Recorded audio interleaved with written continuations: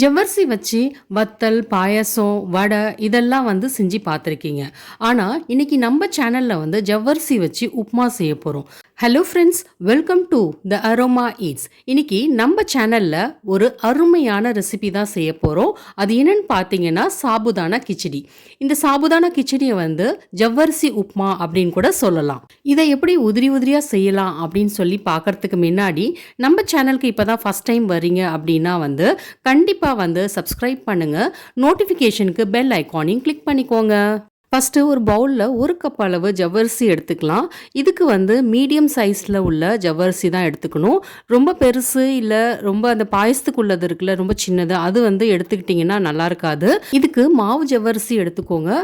இது மீடியம் சைஸில் இருக்கும். அது எடுத்துக்கிட்டிங்கன்னா உப்புமா நல்லாவே வரும்.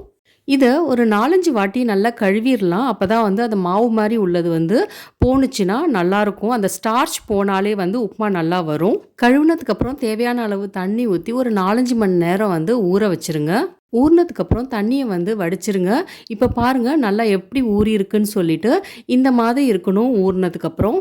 அடுத்து மிக்ஸி ஜாரில் 1/2 கப் அளவு வறுத்த கடலை எடுத்துக்கோங்க. இதை கொரன்னு அரைச்சி எடுத்துக்கலாம். ரொம்ப நைஸாகவும் அரைக்க வேண்டாம், ரொம்ப கொரன்னு அரைக்க வேண்டாம். இந்த பதத்தில் இருந்தால் போதும்.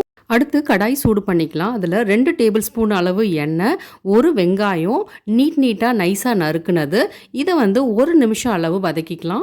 3 பச்சை மிளகா, 1 இன்ச் இஞ்சி எடுத்துக்கோங்க. இதை சின்னதாக நறுக்கிக்கலாம், இல்லைன்னா தட்டி கூட போட்டுக்கலாம். இதை லேசாக வதக்குனதுக்கப்புறம் வேக வச்ச உருளைக்கிழங்கு 1, அதை சின்னதாக நறுக்கி அதையும் சேர்த்துக்கலாம்.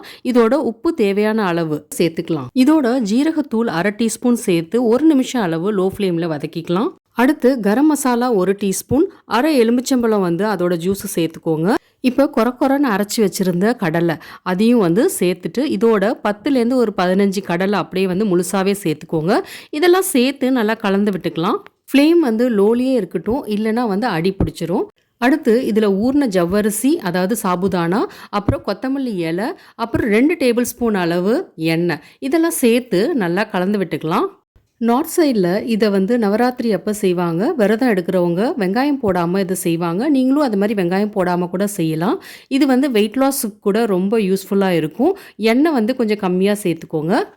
இதை மூடி வச்சு ஒரு 5 நிமிஷம் லோ ஃப்ளேம்லேயே இருக்கட்டும். அப்போ தான் நல்லா வெந்திருக்கும், மசாலாலாம் உள்ளார போகும். பாருங்கள் எவ்வளோ சூப்பராக குக் ஆகிடுச்சுன்னு. இந்த மாதிரி உதிரி உதிரியாக இருக்கணும். ரொம்ப நேரம் மூடி வச்சு குக் பண்ணாதீங்க, அப்புறம் குழன்னு ஆகிடும்.